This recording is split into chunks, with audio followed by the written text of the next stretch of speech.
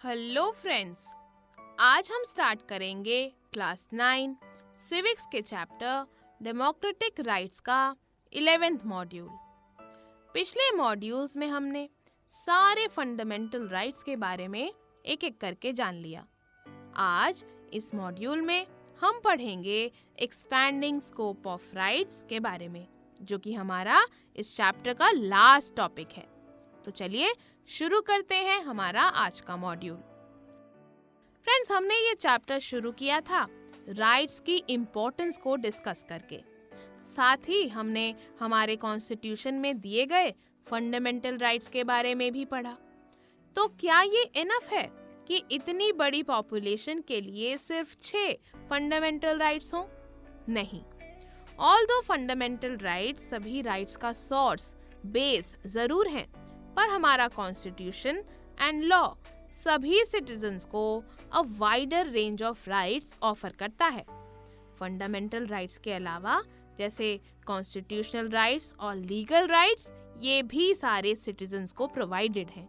तो हमारा कॉन्स्टिट्यूशन सभी को a wide range of rights provide करता है, यानी फंडामेंटल राइट्स के अलावा सभी के पास कॉन्स्टिट्यूशनल राइट्स और लीगल राइट्स जैसे राइट्स भी मौजूद हैं। तो अगर बात करें सबसे पहले कॉन्स्टिट्यूशनल राइट्स की, तो सब बेसिकली जितने भी फंडामेंटल राइट्स हैं वो सारे कॉन्स्टिट्यूशनल हैं, बट सारे कॉन्स्टिट्यूशनल राइट्स फंडामेंटल नहीं हैं, क्योंकि जैसे हमने आपको बताया था कि 6 फंडामेंटल राइट्स जो हैं उनको स्पेशल स्टेटस दिया गया है, क्योंकि वो इतने ज़्यादा ज़रूरी हैं लोगों के लिए, एकदम बेसिक, बिल्कुल बुनियादी राइट्स हैं। तो उन 6 राइट्स को, जो बहुत सारे राइट्स के लेयर्स से बने हुए हैं, उन 6 राइट्स को बहुत ज़्यादा इम्पोर्टेंस दी गई है और वो कॉन्स्टिट्यूशन में मौजूद भी हैं। तो इसीलिए हम ये कह रहे हैं कि all fundamental rights are constitutional, but all constitutional rights are not fundamental। तो पहला एग्जाम्पल है राइट टू स्कूल एजुकेशन। ये किसका एग्जाम्पल है? कॉन्स्टिट्यूशनल राइट्स का। इस राइट में कहा जाता है कि गवर्नमेंट को उन बच्चों को जो कि 14 साल के एज से कम हैं, उनको कंपलसरी फ्री एजुकेशन प्रोवाइड करनी चाहिए। तो ये एक कॉन्स्टिट्यूशनल राइट है जो कॉन्स्टिट्यूशन में मेंशन्ड है, बट फंडामेंटल राइट ये नहीं है। Just like this, right to information देश के सारे सिटीजन्स को पूरा राइट देता है कि भाई जितने भी गवर्नमेंट ऑफिसर्स हैं, उनके फंक्शनिंग के बारे में, उनके कामकाज के बारे में लोग इंफॉर्मेशन पा सकते हैं। ये भी एक कॉन्स्टिट्यूशनल राइट है, बट फंडामेंटल राइट नहीं है। राइट टू वोट, हर सिटीजन जो 18 साल और उससे अबव की एज का है, उनको राइट टू वोट मिला हुआ है। ऐसे ही फ्रीडम ऑफ प्रेस, यानी मीडिया और प्रेस को पूरा राइट है कि देश के सभी मुद्दों को, इवेंट्स को जो चल रहे हैं, वो सिटीजन्स तक वो पहुंचाए। तो right to vote, freedom of press, ये भी कॉन्स्टिट्यूशन में मेंशन है। मतलब ये दोनों भी कॉन्स्टिट्यूशनल राइट्स हैं, बट फंडामेंटल राइट्स ये नहीं है। और जैसे कि आपको पता है, ये सारे फंडामेंटल राइट्स इसलिए नहीं है क्योंकि ये सारे राइट्स हमारे लाइफ का मूल या फिर बेसिक हिस्सा नहीं है। मतलब जो कॉन्स्टिट्यूशनल राइट्स हैं ये बहुत ज़रूरी हैं, बहुत इम्पॉर्टेंट है, बट जैसे हमने आपको बताया, फंडामेंटल राइट्स जो हैं वो इतने ज़्यादा ज़रूरी हैं, इतने ज़्यादा बेसिक हैं कि उनको स्पेशल स्टेटस दिया गया हमारे कॉन्स्टिट्यूशन में। अब चलते हैं लीगल राइट्स की ओर। लीगल राइट्स की बात करें तो लीगल राइट्स ना ही फंडामेंटल है और ना ही कॉन्स्टिट्यूशनल है, but still they can be enforced in the court of law. ये राइट्स हमारे कॉन्स्टिट्यूशन में हमेशा मेंशन नहीं होते, बट स्टिल इन राइट्स को हम कोर्ट में इन्फोर्स कर सकते हैं, यानी कोर्ट में इन्हें लागू किया जा सकता है। चलिए एक कंपैरिजन करते हैं फंडामेंटल राइट्स, कॉन्स्टिट्यूशनल राइट्स और लीगल राइट्स में, to understand them better. So fundamental rights की अगर बात करें तो वो ज़्यादा फंडामेंटल है, मोर फंडामेंटल, यानी ज़्यादा बेसिक, ज़्यादा बुनियादी, बहुत ज़्यादा ज़रूरी। और कॉन्स्टिट्यूशनल राइट्स फंडामेंटल राइट्स के कंपैरिजन में लेस फंडामेंटल है। और लीगल राइट्स इन तीनों राइट्स में से लीस्ट फंडामेंटल है। यानी अगर हम इम्पोर्टेंस के हिसाब से बोले तो सबसे ज़्यादा बहुत ज़्यादा इम्पोर्टेंट और बेसिक बुनियादी जो राइट्स हैं वो है fundamental rights, then comes constitutional rights जो कि लेस फंडामेंटल है, and legal rights least fundamental है। Fundamental rights can not be taken away by an ordinary law, मतलब ऑर्डिनरी लॉ के द्वारा फंडामेंटल राइट को चेंज नहीं किया जा सकता। Changes require a constitutional amendment, यानी फंडामेंटल राइट्स में आसानी से चेंजेस लाना पॉसिबल नहीं है। अगर कोई चेंज लाना भी है तो उसके लिए कॉन्स्टिट्यूशन को ही चेंज करना पड़ेगा, उसमें चेंजेस लाने पड़ेंगे। और अगर हम लीगल राइट्स की बात करें तो लीगल राइट्स ऑल्टर करे जा सकते हैं, टेकन अवे करे जा सकते हैं लॉ को चेंज करके, यानी ये राइट्स इजीली चेंज हो सकते हैं, खत्म भी हो सकते हैं। सोर्स ऑफ ओरिजिन की बात अगर हम करें तो फंडामेंटल राइट्स का सोर्स ऑफ ओरिजिन कॉन्स्टिट्यूशन है। Source of origin constitutional rights का भी कॉन्स्टिट्यूशन है, यानी कॉन्स्टिट्यूशन में ये ओरिजिन होते हैं ये राइट्स। और लीगल राइट्स, क्योंकि लीगल से ही समझ आता है लॉ, तो लेजिस्लेचर है इसका सोर्स ऑफ ओरिजिन, यानी जो लॉ मेकिंग बॉडी है हमारे देश की तो वो लेजिस्लेचर है। तो फंडामेंटल राइट्स का सोर्स ऑफ ओरिजिन है कॉन्स्टिट्यूशन। कॉन्स्टिट्यूशन में ये राइट्स मेंशन होते हैं। साथ ही राइट टू कॉन्स्टिट्यूशनल रेमेडीज जो है वो इन राइट्स को सेफगार्ड भी करता है। अगर हम कॉन्स्टिट्यूशनल राइट्स की बात करें तो इनका सोर्स ऑफ ओरिजिन कॉन्स्टिट्यूशन है। ये राइट्स कॉन्स्टिट्यूशन में मेंशन तो होते हैं, पर हाँ, फंडामेंटल राइट्स की तरह इन्हें सेफगार्ड करने का प्रोविजन नहीं होता है कॉन्स्टिट्यूशन में। अगर हम लीगल राइट्स की बात करें तो इनका सोर्स ऑफ ओरिजिन लेजिस्लेचर है, यानी लॉ मेकिंग बॉडी है, लीगल राइट्स जो बनाते हैं। और लेजिस्लेचर जो कभी भी लॉ बना सकती है वही लेजिस्लेचर लॉ को हटा भी सकती है। अगर हम वायलेशन की बात करें, यानी फंडामेंटल राइट्स अगर कोई वायलेट करता है तो हम क्या कर सकते हैं, बताया था ना आपको, करेक्ट, हम directly high court, supreme court जा सकते हैं, अपील कर सकते हैं, केस दर्ज करा सकते हैं। कॉन्स्टिट्यूशनल राइट अगर वायलेट होता है तो क्या करेंगे, हमें बिल्कुल हायरार्की के हिसाब से जाना पड़ेगा, मतलब पहले लोअर कोर्ट्स में गए पहले, उसके बाद धीरे धीरे high court and then supreme court अगर बात नहीं बनी तो।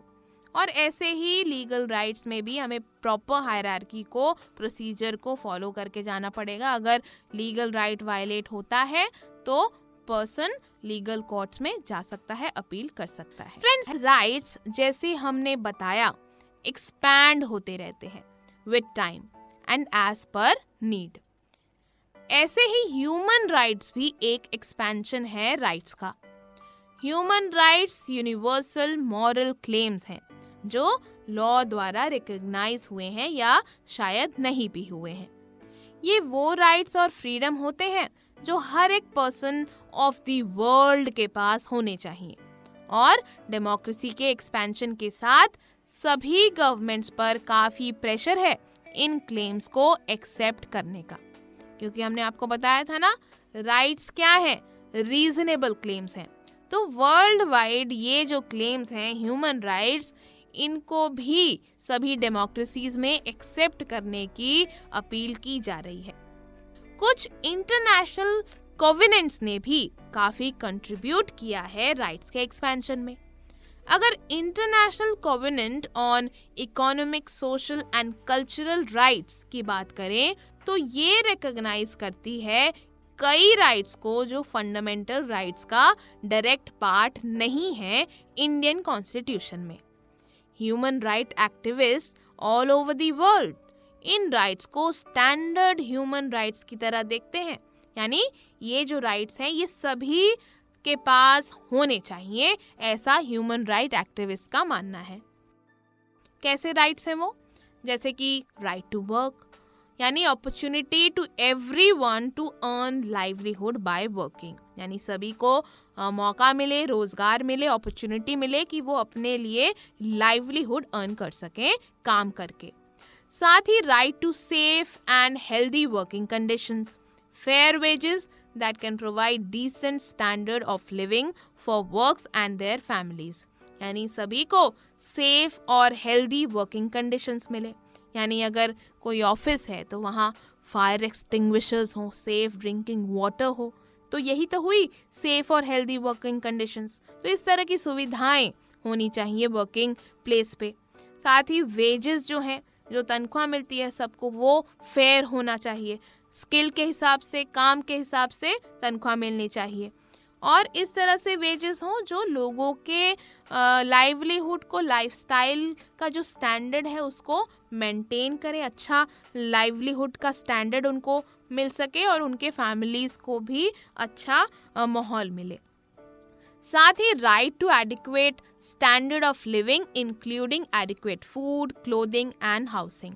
तो जैसे हमने आपको बताया, वेजेस अगर अच्छे होंगे तो स्टैंडर्ड ऑफ लिविंग भी इन्हांस होगा, जिससे प्रॉपर फूड लोग खा पाएंगे, अच्छे कपड़े पहन पाएंगे और घर भी उनका अच्छा होगा।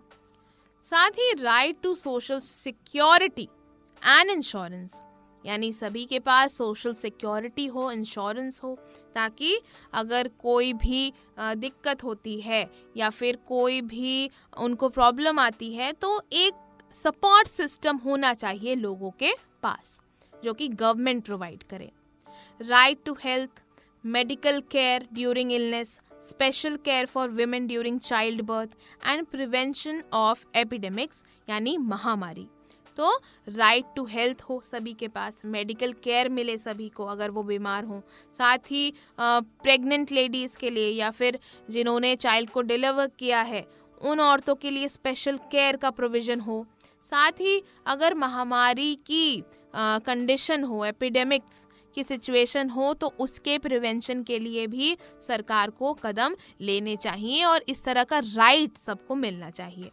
साथ ही right to education, free and compulsory primary education, equal access to higher education, यानी सभी को राइट मिले एजुकेशन प्राप्त करने का, जो कि फ्री हो, कंपल्सरी हो, प्राइमरी एजुकेशन फ्री मिले, कंपल्सरी हो सभी के लिए, साथ ही हायर एजुकेशन के लिए भी सबको इक्वल एक्सेस मिल पाए। तो इस तरह के कुछ राइट्स हैं जो human right activist all over the world हैं, वो इन राइट्स को स्टैंडर्ड ह्यूमन राइट्स की तरह देखते हैं। सो फ्रेंड्स, इसीलिए स्कोप जो है राइट्स का वो एक्सपैंड हो रहा है, नए राइट्स इवॉल्व हो रहे हैं ओवर द टाइम, क्योंकि सभी ग्लोबली लोगों के हित में, लोगों के फेवर में राइट्स के बारे में सोच रहे हैं और काम भी कर रहे हैं। They are result of struggle of the people. नए राइट्स इमर्ज होते हैं जैसे जैसे सोसाइटीज़ डेवलप होती हैं, जैसे जैसे टाइम आगे बढ़ता है और नए कॉन्स्टिट्यूशंस बनते हैं। अगर हम साउथ अफ्रीका की ही बात करें तो वहाँ का कॉन्स्टिट्यूशन अपने सिटीजन्स को several kinds of new rights guarantee करता है, जैसे राइट टू प्रिवेसी, ताकि सिटीजन्स या उनके घर का कोई अननेसेसरीली सर्च ना करे, किसी का फ़ोन कोई टैप ना करे या उनके कम्युनिकेशन को ओपन में ना लाया जाए। साथ ही right to an environment that is not harmful to their health और वेलबींग, तो इस तरह का एनवायरनमेंट सबको मिले जो किसी की हेल्थ और वेलबींग के लिए हानिकारक ना हो। ऐसे ही right to have access to adequate housing, यानी सबको मौका मिले कि अपने लिए प्रॉपर हाउसिंग का अरेंजमेंट वो कर पाएं। और ऐसे ही right to have access to health care services, sufficient food and water, no one may be refused emergency medical treatment, यानी सबको हेल्थ केयर सुविधाएं मिले, साथ ही सफिशिएंट फूड मिले, ऐसा भी साउथ अफ्रीकन गवर्नमेंट ने टेक केयर किया है। और अगर इमरजेंसी का टाइम है तो मेडिकल ट्रीटमेंट भी किसी को कोई रिफ्यूज़ नहीं कर सकता। तो देखा आपने किस तरह के अलग अलग इंटरेस्टिंग नए टाइप के राइट साउथ अफ्रीकन गवर्नमेंट अपने सिटीजन्स को प्रोवाइड करती है। फ्रेंड्स, कई लोग सोचते हैं कि right to work, right to health, right to minimum livelihood and right to privacy, इस तरह के rights should be made fundamental rights in India as well.